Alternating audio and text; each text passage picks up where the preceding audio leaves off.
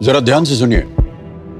जब आपके अपनों को शिंगल्स के दर्द से यानी बहुत सारी कीलों की चुभन जैसे दर्द से रोज गुजरना पड़े, या फिर असहनीय जलन या बिजली के झटकों की तरह दर्द हर पल सहना पड़े, तो दर्द तो आपको भी होगा, है कि नहीं? शिंगल्स का दर्द हफ्तों या महीनों तक रह सकता है और रोजमर्रा की जिंदगी पर रोक लगा सकता है। 50 या उससे अधिक उम्र वाले 90% एडल्ट्स में शिंगल्स का वायरस पहले से ही मौजूद होता है और हर 3 व्यक्ति में से 1 को शिंगल्स हो सकता है।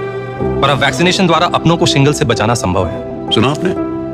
तो शिंगल्स और उससे बचने के बारे में आज ही अपने डॉक्टर की सलाह लीजिए। यदि आपको बचपन में या पहले कभी चिकन पॉक्स हुआ है तो आपको सिंगल्स या फिर हर्पीस जोस्टर होने के चांसेस बढ़ जाते हैं। ये एक प्रकार का स्किन में होने वाला वायरल इन्फेक्शन है जिसमें ब्लिस्टर्स बन जाते हैं। ब्लिस्टर्स एक्चुअली में फोड़े जैसे दिखते हैं और में स्किन में रैशेस बन जाते हैं जो कि बहुत ज़्यादा पेनफुल रहते हैं और कभी कभी ये नर्व को भी इफेक्ट करता है, जिसकी वजह से नसों में दर्द भी रहता है और सांसों सांस फीवर आता है और आपको थकावट लगने लगती है। इसके लेसन्स जो है वो ज़्यादातर चेस्ट के नीचे से रैप करते हुए मतलब लपेटते हुए बैक की और ज़्यादातर देखने को मिलती है। वैसे और भी जगह हो सकते हैं। अब एक्चुअली में ये जो चिकन पॉक्स जो पहले हमको हुआ था उसके जो वायरस है जिसका नाम है वेरिसोला जोस्टर, वो कॉमन सिलेजन फॉर्म या फिर हिडन फॉर्म या फिर इनएक्टिव फॉर्म भी बोल सकते हैं। उस इनएक्टिव फॉर्म में वो हमारे बॉडी में रहता है लाइफ लॉन्ग, जो कि कभी भी हमारा इम्यूनिटी जैसे ही वीक होती है वो रिएक्टिवेट हो जाता है और हमारे बॉडी में रैशेस निकल आती है हर्पीस जोस्टर या फिर सिंगल्स के रूप में, जिसमें बहुत ज़्यादा बर्निंग भी होता है। वैसे तो ये पर्सन टू पर्सन नहीं फैलता, बट इसमें जो पस फील्ड रहता है या फिर पस जो रहता है उसके थ्रू किसी अन्य पर्सन में ये फैल सकता है और जो लेडी प्रेग्नेंट रहते हैं उसमें उससे बच्चों में आने के भी चांसेस रहते हैं। तो अगर कोई लेडी अगर प्रेग्नेंट होना चाहती है तो वो अपना प्रेगनेंसी पोस्टपोन कर सकती है और ओल्डर एज में ये ज़्यादातर देखने को मिलती है।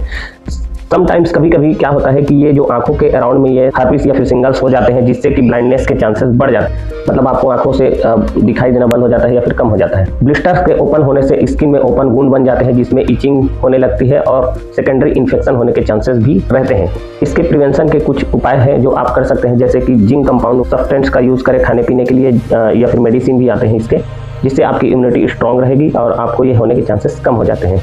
यदि आपको किसी चीज़ से एलर्जी है तो आप उससे दूर रहें, क्योंकि कोई भी एलर्जेंस जो है वो इस वायरस को ट्रिगर करता है होने के लिए। वैसे तो चिकन पॉक्स की वैक्सीन हमको बचपन में ही लगा दिया जाता है, जैसे कि 12 से 15 महीने के बीच में चिकन पॉक्स सिंगल डोज और 4 से 6 साल के बच्चों को उसका बूस्टर डोज दे दिया जाता है। पर फिर भी अभी जैसा कि अमिताभ बच्चन साहब ने कहा, इसके लिए सिंगल्स की वैक्सीन अभी भी अवेलेबल है या उपलब्ध है, जिसको 50 से लेकर 80 साल तक के ओल्डर एज वाले पर्सन जिनका इम्यूनिटी स्ट्रांग है वो इस वैक्सीन को लगा सकते हैं।